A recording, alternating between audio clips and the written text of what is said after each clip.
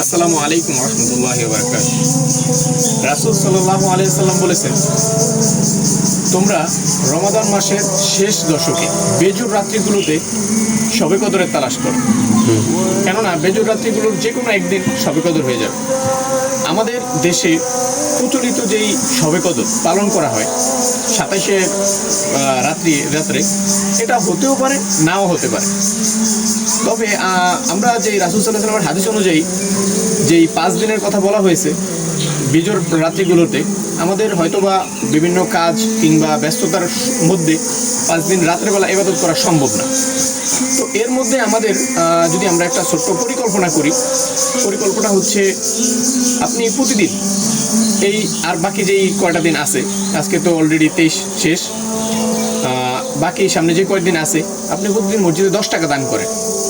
যদি শবে কদরের রাত্রে সেটা হলো, মানে যদি এই 10 টাকা আপনি শবে কদরের রাত্রে দান করা হয়ে যায়, তাহলে সেটা 1000 মাসের উত্তম, 1000 মাসের চেয়ে শ্রেষ্ঠ।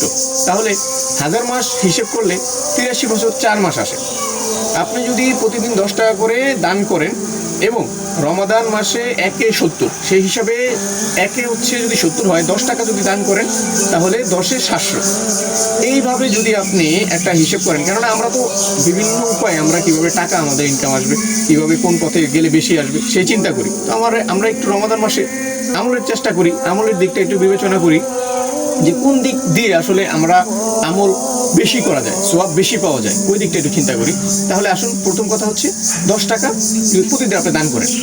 যদি একটা দিন শবে কদর পেয়ে যায় তাহলে 83 বছর 4 মাস আপনি দৈনিক 700 টাকা প্লাস দান করেই যাচ্ছেন। এই সওয়াবটা আপনার আমল নামে উঠবে।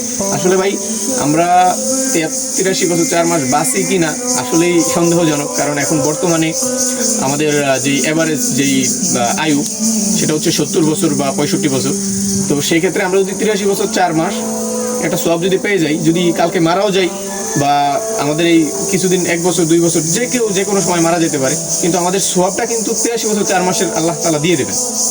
এবং আপনি 2 রাকাত নামাজ পড়েন, এই সেহরি খেতে ওঠেন, এর আগে 2 রাকাত নামাজ পড়েন।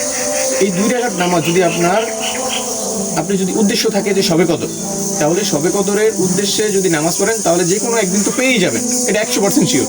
কারণ রাসূল সাল্লাল্লাহু আলাইহি ওয়াসাল্লাম যেহেতু বলেছেন, সেহেতু 2 রাকাত নামাজ পড়লে আপনি 2 রাকাতের বিনিময়ে যদি শবে কদর হয়ে থাকে তাহলে 83 বছর 4 মাস আপনি টানা সওয়াব পেতে থাকলেন।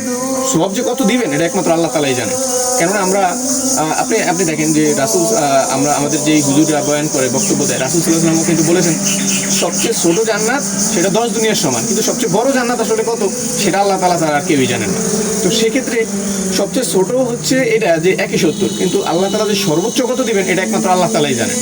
তো আমরা 2 রাকাত নামাজ পড়ি প্রতিদিন এবং 10 টাকা করে দান করি, এবং পাশাপাশি 2 রাকাত যে কোরআনের আয়াত বা কোরআন পড়তে পারে সেজন্য অন্তত পক্ষে 2 আয়াত বা 5 আয়াত করে কোরআন তেলাওয়াত করি। তাহলে হবে কি, এই 2 আয়াত যে আমি তেলাওয়াত করলাম যদি শবে কদরের উদ্দেশ্যে তেলাওয়াত করি, তাহলে আমার এই 2 আয়াত তেলাওয়াতের মাধ্যমে যদি আমি 83 বছর 4 মাস যদি 2 আয়াত করে তেলাওয়াত করে যাই, তাহলে কত আয়াতের সওয়াব আপনি চিন্তা করেন।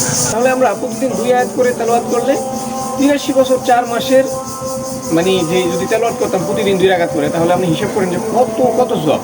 তো ভাই আসুন, আমরা অন্তত পক্ষে যদি সারা রাত ইবাদত নাও করতে পারি, যারা করতে পারি তো আলহামদুলিল্লাহ, বা যারা ইতিকাফে বসতেন আলহামদুলিল্লাহ, কিন্তু যারা না পারি তারা যেন অন্তত এই ছোটো আমলটুকু করি, এবং শবে কদরের উদ্দেশ্যে এই আমলটুকু করলে ইনশাআল্লাহ আমরা শবে কদরের সব ইনশাআল্লাহ আল্লাহ তাআলা কবুল করলে অবশ্যই পাবো ইনশাআল্লাহ।